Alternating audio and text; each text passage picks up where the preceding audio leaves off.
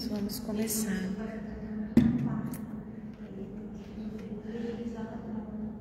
Boa noite a todos de casa, boa noite a todos os presentes. Desculpe interromper.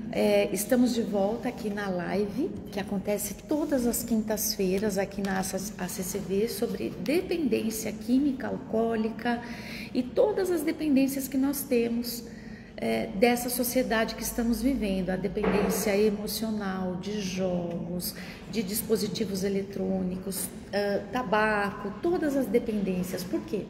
Porque elas funcionam todas da mesma forma. Elas funcionam na tentativa de preencher um vazio, de preencher uma falta.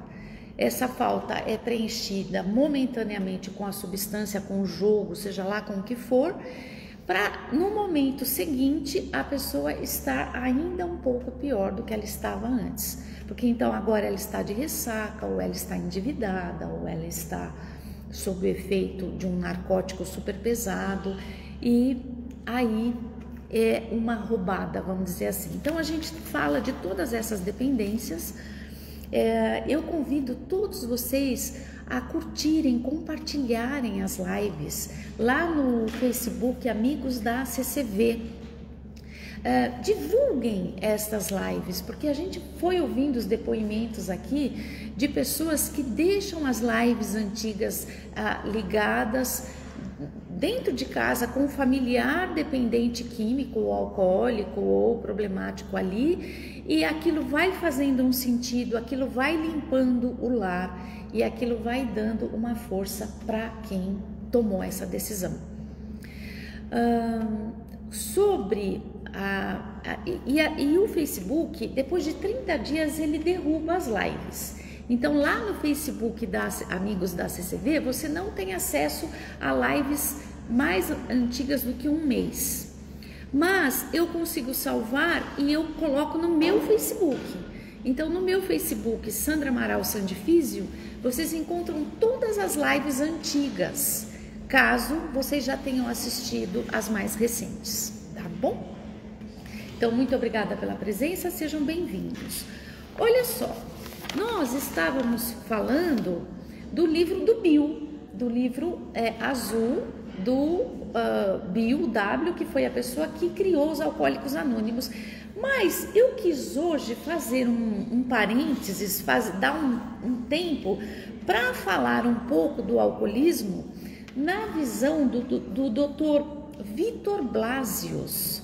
Se vocês procurarem nas mídias sociais, ele é bem famoso, ele é um médico jovem, eu acho que ele é do Sul. Esse compilado que eu vou falar hoje é de um podcast dele que está disponível na internet, é o podcast número 113. Então você pode ir lá digitar o nome dele caso você queira se aprofundar nessas questões. Ele era um médico psiquiatra residente que foi colocado pela professora dele para trabalhar com os alcoólatras lá na Universidade do Rio Grande do Sul. E ele falou, poxa, não tem outra coisa aí, não tem outro estágio? Não, é só esse.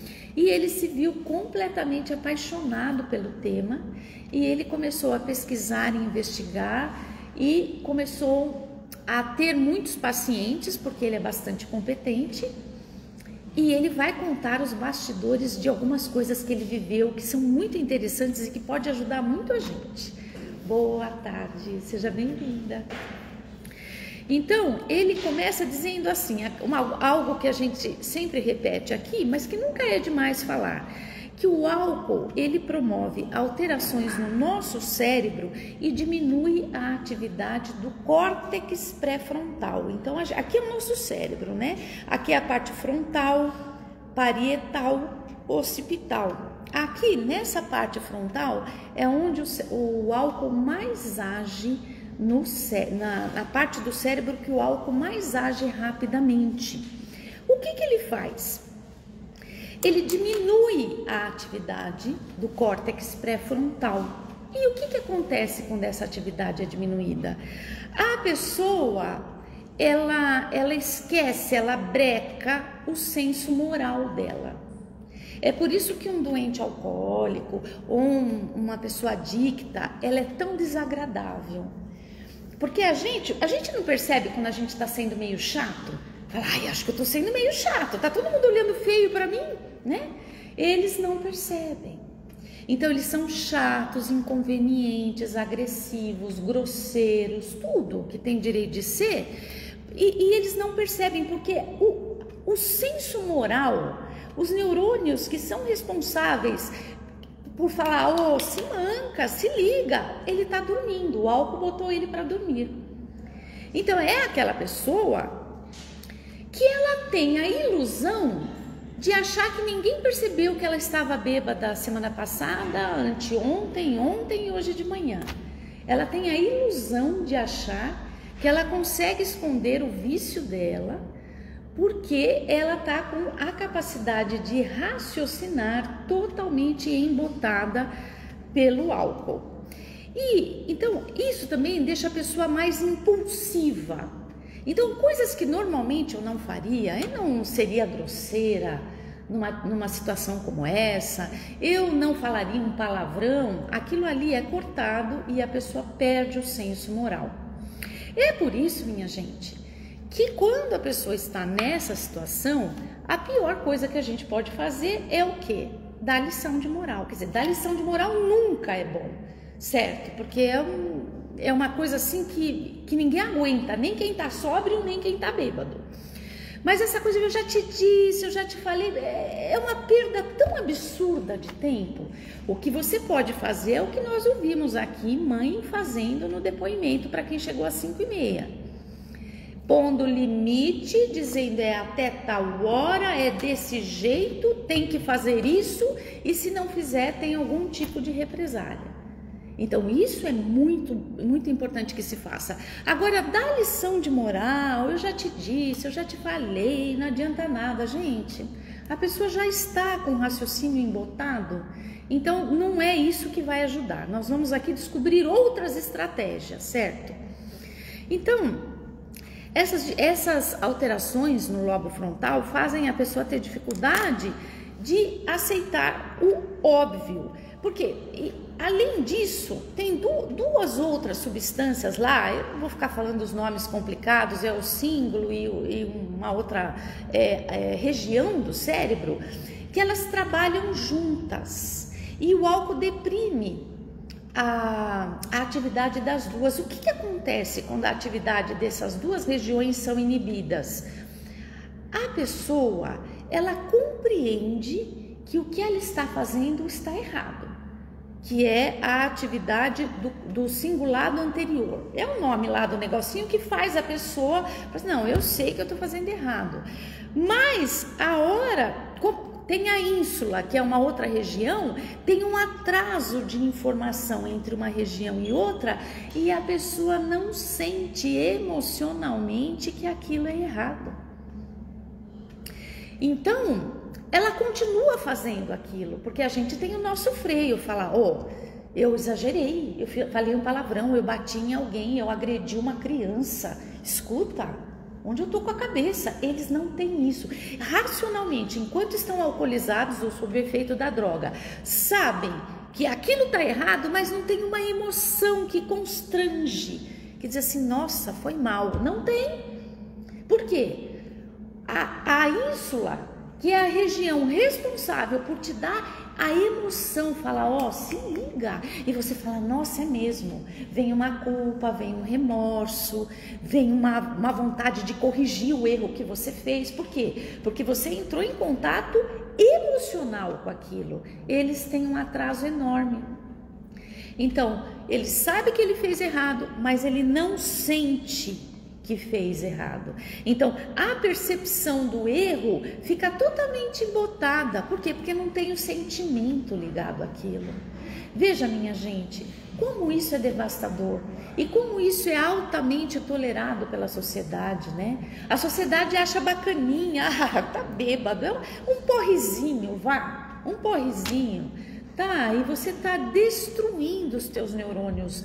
Aliás, existem estudos seríssimos que mostram claramente que muitas demências de hoje, muitos Parkinsons, muitos Alzheimers, muitas demências de outra ordem, elas são advindas do uso prolongado do álcool. E o uso prolongado do álcool não precisa ser o uso abusivo. Então, olha só, quer dizer que é só com bêbado que acontece isso? Não. Sabe isso que a gente ouve por aí? Ai, um cálice de vinho no jantar é ótimo para o coração? É balela. Isso é lobbying, lobby da indústria do álcool, porque a hora que os pesquisadores estudaram, eles viram que não existe uma dose segura para o consumo do álcool. É que nem a nicotina, quando a pessoa que fuma compra o cigarro, fala assim, não está escrito lá, não existem uma dose, eles não chamam dose, o consumo seguro. Eu vou fumar só um cigarro e tudo bem. Não existe. Tudo intoxica, tudo dá câncer. Só que às vezes o resultado daquela doença é tão gradativo e demorado que a hora que ela aparece, não se estabelece que a causa foi o álcool, de tanto tempo que ela demorou. Mas muitas demências, Alzheimer, hoje tem a sua origem, não é porque a avó teve Alzheimer, porque o avô teve Alzheimer, é por causa do consumo prolongado de álcool. Eu estou com um paciente assim, ele toma todos os dias um aperitivo antes do almoço e um antes do jantar. E ele desenvolveu um Alzheimer precoce, super precoce, não tinha nada na saúde dele que evidenciasse isso, mas ao longo dos anos, um aperitivinho que pode, pode, ninguém aqui proíbe nada, mas é só para você saber que ao fazer isso você está se intoxicando, né? A qualquer momento, se vocês quiserem contribuir com um relato, uma pergunta, uma reflexão, é só levantar a mão e vir aqui para o pessoal de casa poder ouvir vocês, tá bom? Fiquem à vontade. Então, continuando aqui. A gente tem, então, ele não se constrange, ele não assume a responsabilidade pelas coisas erradas que faz, e ele minimiza as atitudes, não foi tão mal assim. Por quê? Porque o álcool provoca esse embotamento, ele provoca essa diminuição da atividade cerebral. Então o indivíduo perde também a memória de nomes, números e a capacidade de manter a atenção sustentada. O álcool prejudica demais os estudos, a concentração, se a pessoa faz uma atividade manual, de coordenação motora fina, ele prejudica muito a capacidade de interação com a outra pessoa. Sabe por quê também? O álcool faz a pessoa ficar extremamente egocêntrica, porque ele contamina, ele intoxica as áreas de empatia do cérebro. Então é aquela pessoa que só fala dela, que só ela que tem problema, que só ela que precisa de ajuda, ela não tem ouvido, ela não tem escuta, ela não tem empatia por nada do que está acontecendo com ela, com a outra pessoa. O foco é ela. É também uma atitude dos bebedores crônicos não conseguir olhar para o outro. Eles se tornam pessoas bastante egocêntricas. Então, a sociedade, aí ele faz essa reflexão, ela é programada para o álcool. Estar embriagado, então, é estar intoxicado por uma substância que o corpo não consegue metabolizar. Ele não consegue, viu, gente? Então, assim, passa as 24 horas, 48 horas da ressaca, você fica normal, mas o teu fígado não fica normal. Ele tá lá com aquela toxina armazenada. Tanto é que os bebedores crônicos têm como câncer, o alvo de impacto para o câncer normalmente é do sistema digestivo. É aonde esôfago, pulmão, não tanto, mas também estômago, pâncreas, fígado, porque são esses órgãos que não conseguem metabolizar o álcool. E esse envenenamento que fica lá no fígado e no estômago, o corpo vai quebrando as substâncias do álcool, sobra uma que ele não consegue metabolizar, fica lá no corpo da gente. Sabe que substância é essa? Vocês depois pesquisam. Chama acetoaldeído. Acetoaldeído é um desinfetante hospitalar que limpa chão de hospital. Fica dentro da gente essa substância. Depois que o nosso corpo tentou tudo para metabolizar, ele falou: olha, consegui, o máximo que eu consegui, isso fica lá armazenado no fígado. E ele também é um veneno usado para controle de lesmas e caracóis, o acetoaldeído, que fica dentro da gente. É terrível, né? Agora, eu acho assim, eu gostava de tomar também um copo de vinho, mas quando eu comecei a estudar o alcoolismo, eu não tenho mais, eu não consigo mais. Eu falei assim, não vale a pena, porque esse relaxamento eu consigo dando risada com uma amiga, esse relaxamento eu consigo vendo filme de cachorro que eu adoro, sei lá, pintando, certo?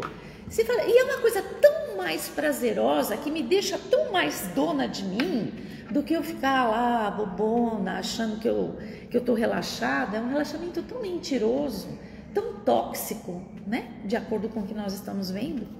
Alguém gostaria de contribuir com alguma coisa? É só levantar a mão. E aí, então, eu gosto quando vocês falam, porque eu fico aqui me matando para dar exemplos, vocês contam um caso e a gente pode até acabar a live, porque o exemplo fica muito melhor do que os que eu encontro aqui para falar. Então, por isso, fiquem à vontade.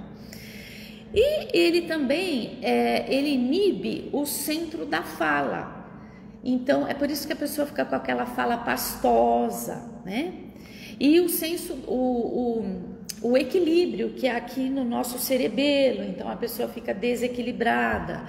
E tudo bem, passou, volta ao normal, mas lembre-se, a toxina continua dentro de você, é um veneno, certo?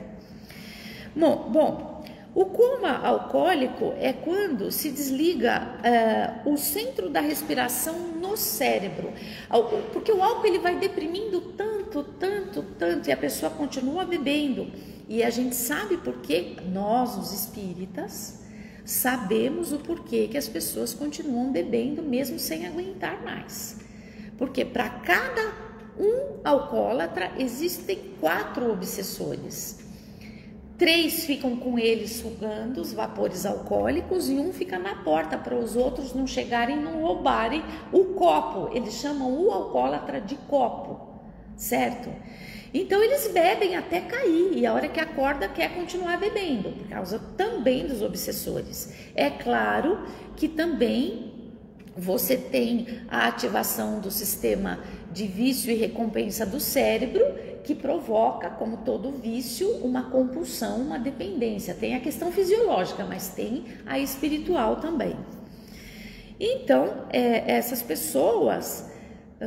acontece isso com elas, né? Ficam incapazes de tomar decisões lógicas, inibe a vigilância. Eu estava falando do coma alcoólico. Ele deprime o centro da respiração. A pessoa tem um comando cerebral que faz a gente respirar. Tanto é que quem tem problemas respiratórios quando dorme, a pessoa às vezes acorda de repente, por quê? Porque estava 12 segundos sem respirar. Quem faz esse exame polissonografia de apneia do sono, às vezes descobre, fala, nossa, eu fiz esse exame e descobri que eu tenho 10 segundos que eu fico sem respirar. E aí a pessoa acorda, né? No alcoólatra ou na pessoa adicta, isso não existe, está deprimido. Não, a hora que falta o oxigênio no sangue, não existe um impulso que avisa o cérebro, faz a pessoa acordar. Não, está tudo deprimido, está tudo intoxicado, está tudo trabalhando lento. Aí a pessoa entra em coma e morre se ela não for acudida a tempo, porque o centro da respiração cerebral está diminuído, está letárgico, está sem vida, praticamente, intoxicado, né? Muito bem, agora, isso aqui Isso aqui é um pedaço difícil da gente se conscientizar, mas como é importante. Gente, isso é o depoimento que ele dá, tá? Então eu vou falar o nome da plataforma, porque aí tá lá, se não foi tirada ainda do canal dele, né? Ele fala, ele cresceu, esse psiquiatra, ele cresceu muito nas redes sociais. Então ele tem um canal no YouTube bem forte, em outras mídias aí. O canal dele cresceu e chamou a atenção do Google, da plataforma, que cuida dos, como que chama, associados? Não, que cuida dos assinantes, né? E aí, o canal dele crescendo, as pessoas se conscientizando, nossa, é isso, os jovens, né? Dizendo, nossa, então, não sei se eu tô gostando dessa história, vou parar de beber.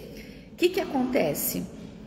O Google enviou uma notificação para ele, dizendo que olha só, por escrito, os conteúdos de esclarecimento e ajuda aos envolvidos de alcoolismo seriam cancelados da plataforma, pois os serviços de recuperação, prevenção, apoio e acolhimento a dependentes de álcool são considerados nocivos à plataforma do YouTube.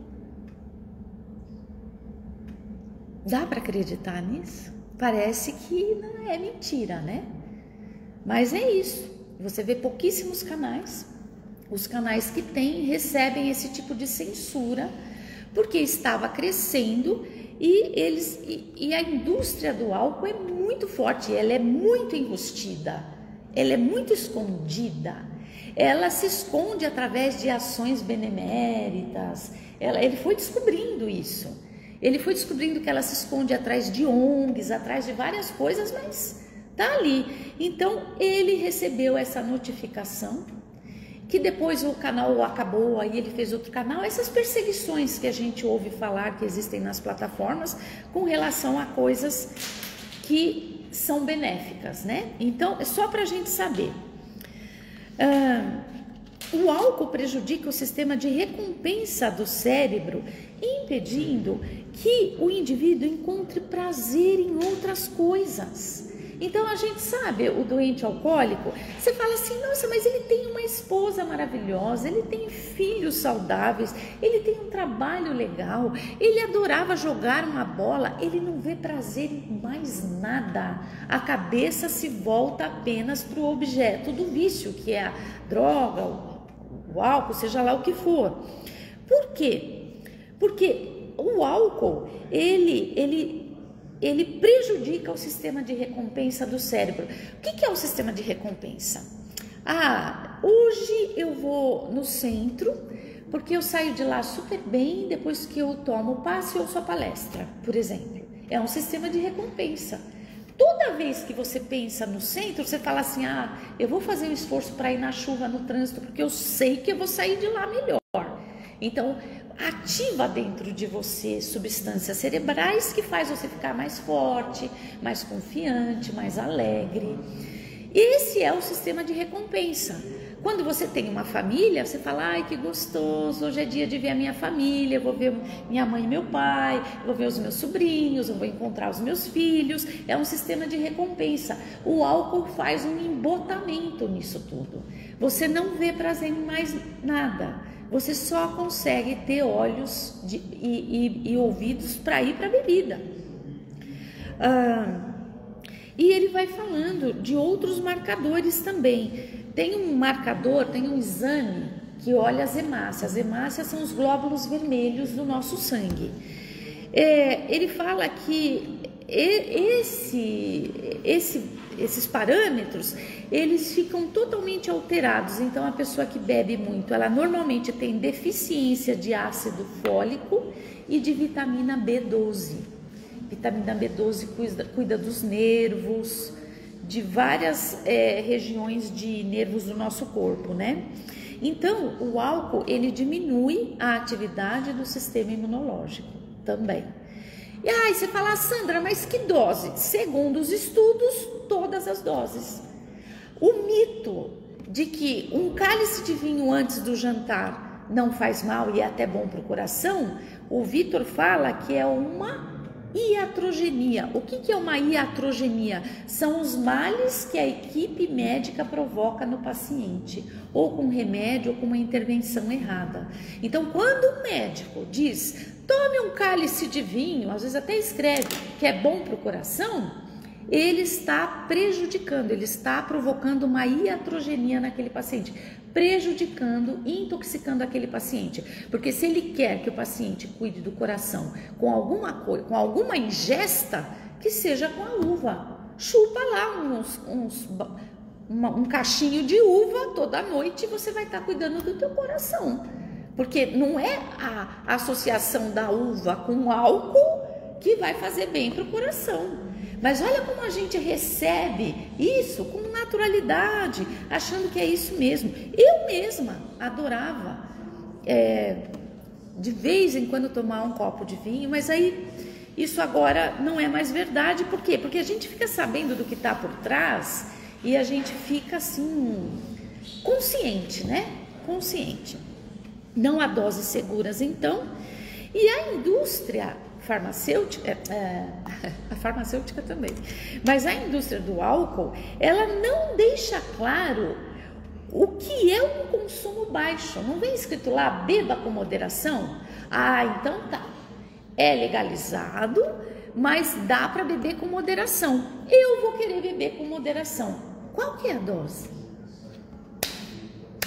Ninguém explica o que é beber com moderação. O que é beber com moderação? Aí ele fala, uma cerveja é 320 ml. É uma cerveja? Não sabemos. Um cálice de vinho, 120 ml. É o suficiente? Ninguém explica. 50 mililitros de destilados. É muito? É pouco? Ninguém. O que é beber com segurança? Então é uma informação irresponsável, porque ela não deixa claro o que é seguro. Sabe por quê? Porque dose nenhuma é segura. É por causa disso que eles não deixam claro, né? A dose mínima já é cancerígena, né? E o Vitor, ele diz uma coisa, ele fala, olha, se hoje todo mundo se conscientizasse e começasse a beber moderadamente, sabe-se lá o que é esse moderadamente? Para um é um copo, para outro é duas latinhas, lá, o que fosse da cabeça da pessoa, porque ninguém deixa claro. Se todo mundo hoje começasse a beber moderadamente, a maioria das fábricas de bebidas iriam falir, porque elas se sustentam e se enriquecem com os bebedores abusivos e crônicos, que são os doentes alcoólicos, né? Então, esse podcast dele, vale a pena a gente continuar. Na semana que vem a gente continua. Alguém queria... Temos 1 minuto para alguém querer falar alguma coisa? Não? Então vamos usar esse 1 minuto para a gente fazer a nossa prece.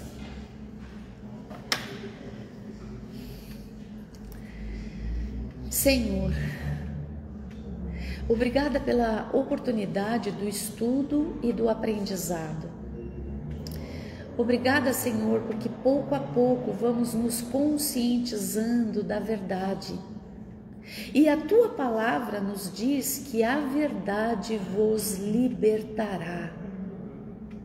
Senhor, nós queremos agora agarrar esta verdade para as nossas vidas, porque nós precisamos sermos libertos de todos os vícios que temos, seja álcool, seja substâncias químicas, seja a medicação em excesso, seja os jogos, seja os dispositivos eletrônicos, seja o que quer que seja, Senhor.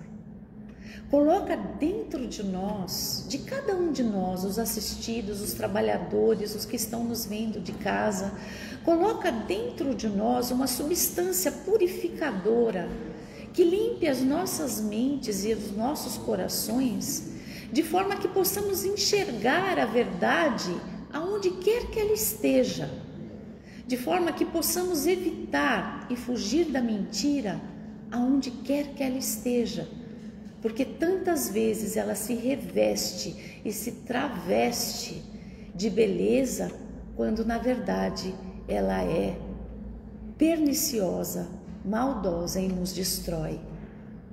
Que através da tua consciência e do teu amor, possamos ter olhos de ver, ouvidos de ouvir